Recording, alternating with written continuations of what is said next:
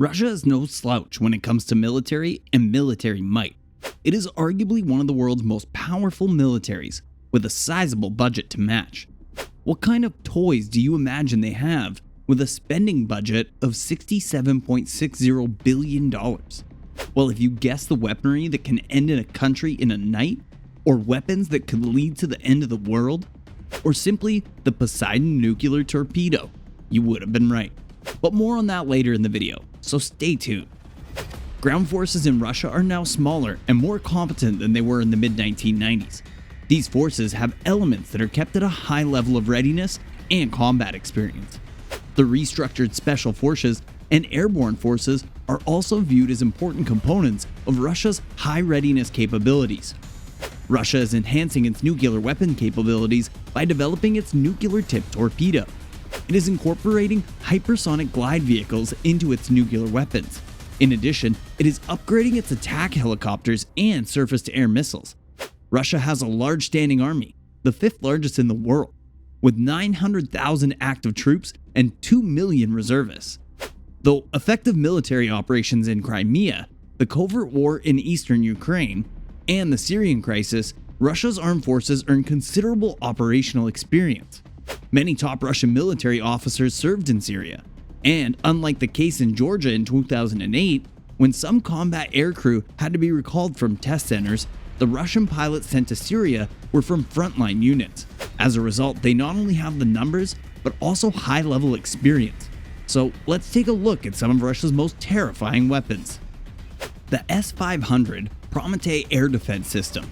On July 20, 2021, Russia's long-awaited next-generation S-500 Prometei Air Defense System had its public debut when the Russian Ministry of Defense released a video on YouTube showing two missiles being test-fired from a 77 P-6 10-wheel transporter erector launcher, or a TEL truck. Most experts say the test was of a new 77N6N or a 77N6N1 hit-to-kill missile crafted to smash into ballistic missiles arching just outside of the atmosphere at speeds of up to Mach 20 or 4.3 miles per second and swat down low Earth orbit satellites. The S-500 first will be deployed to guard the Moscow region, filling a gap between the prior S-400 units and Moscow's one-of-a-kind silo-based A-135 missile defense system, which will be replaced by a new A-235 system. The S-500 retains its mobility, making it more capable of avoiding opposing blows. You might be wondering what the S-500 missile system is all about. It is Russia's most advanced, new-generation mobile surface-to-air missile system, capable of intercepting intercontinental ballistic missiles. You may know them as ICBMs. It can purportedly target low-orbit satellites and is meant to fight aircraft and ballistics. It can also intercept hypersonic cruise missiles within a 600-kilometer range. It is simple to deploy and has a range of 400 to 500 kilometers for aerial engagement. Shortly after deploying the first batch of S-400s in 2007, Russia began developing the S-500 in 2010. Significant delays have been experienced with the S-500. Russia claimed its design development was finished in 2011. However, serial manufacturing was put back from 2014 to 2017, then to 2021, and finally to 2025. Russia may be intentionally delaying the S-500's debut to keep production lines open for the S-400 and maintain their exports. But before we go any further, we'd like to tell you about the S-400, which is also a formidable foe. The S-400 can do non-cooperative target recognition, NCTR, but there is little publicly available information on this capacity. As a result, it may be able to categorize certain approaching targets as decoys, allowing it to avoid wasting fire on them. Isn't that insane? The S-400 is capable of destroying airplanes, cruise missiles, and ballistic missiles, as well as ground installations.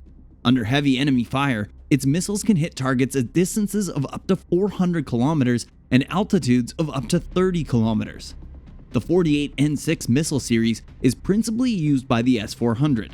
These missiles can attack airborne targets up to 250 kilometers away and intercept ballistic missiles within a 60-kilometer radius using a 143-kilogram high-explosive fragmentation warhead. The S-400's last missile series is the 40N6. a long-range missile that can increase the system's air defense capabilities to 400 kilometers. Russia has employed the S-400 as an economic warfare tactic, and it has been seen as an example of Russian hybrid warfare against the United States and NATO, as it has strained relations with Turkey, a major NATO ally. For purchasing the S-400, Ankara was kicked out of the F-35 Joint Strike Fighter program. Now, let's return to the S-500. The S-500 can launch a variety of interceptors. The 40N-6M is designed to fight aircraft and cruise missiles, while the new 77N-6 and 77N-6N-1 are designed to counter ballistic missiles or satellites. The 40N-6M has a range of 400 kilometers, but the 77N-6 series interceptors are said to have a range of 500 to 600 kilometers. The 91N-6E S-band acquisition radar, the 96L6 TSP C-band acquisition radar, the 76T6 multi-mode engagement radar, and the 77T6 anti-ballistic missile engagement radar among the 4 radar vehicles in the system. The S-500 is said to be able to identify ballistic and airborne targets at distances of up to 2,800 kilometers respectively, thanks to its air radar system.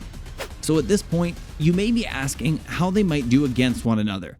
Well, the S-500 is a considerably more advanced version that can target ballistic missiles for 600 kilometers away, as opposed to the S-400's 400 kilometers.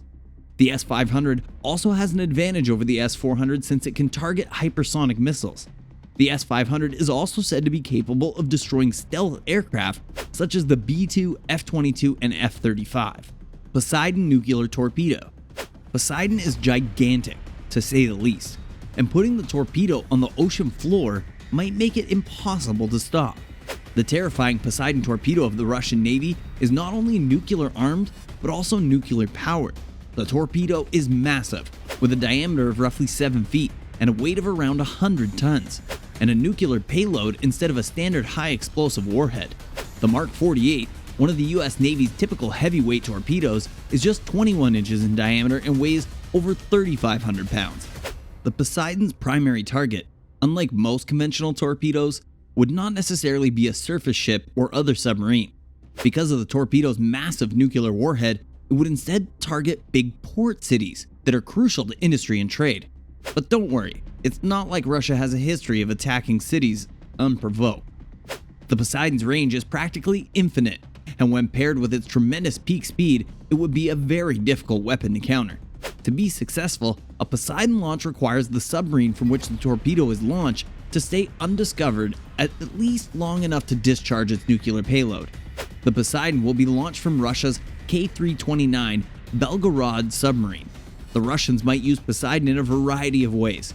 It might take an extremely leisurely approach, making it impossible to detect or launch from a seafloor container. The RS-24 Yars. The Russian RS-24 Yars, also known as the SS-27 Mod 2, is a thermonuclear intercontinental ballistic missile with a MIRV.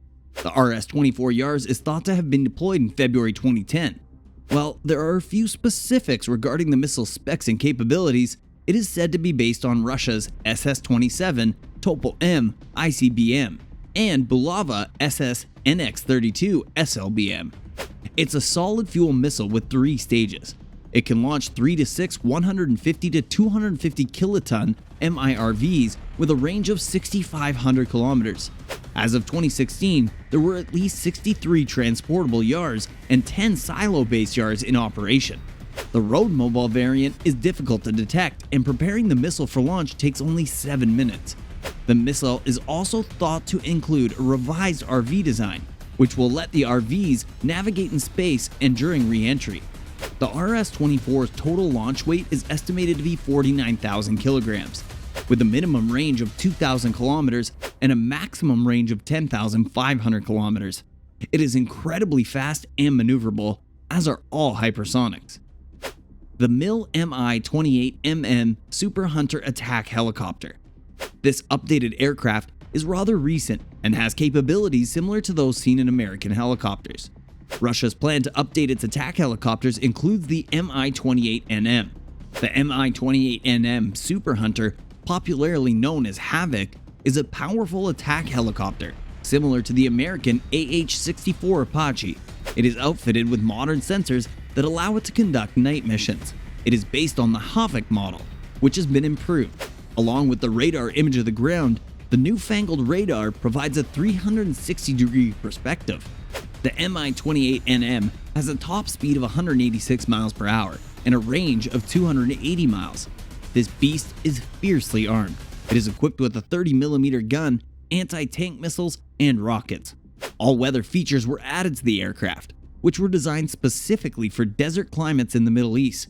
To collect targets quickly, the Super Hunter is better equipped to interact with recon and intelligence teams on the ground. So what are your thoughts on the weapons discussed in this video, and how do you think they would fare against their Western counterparts? Let us know in the comment section down below. Thanks for watching, and I'll see you in the next video.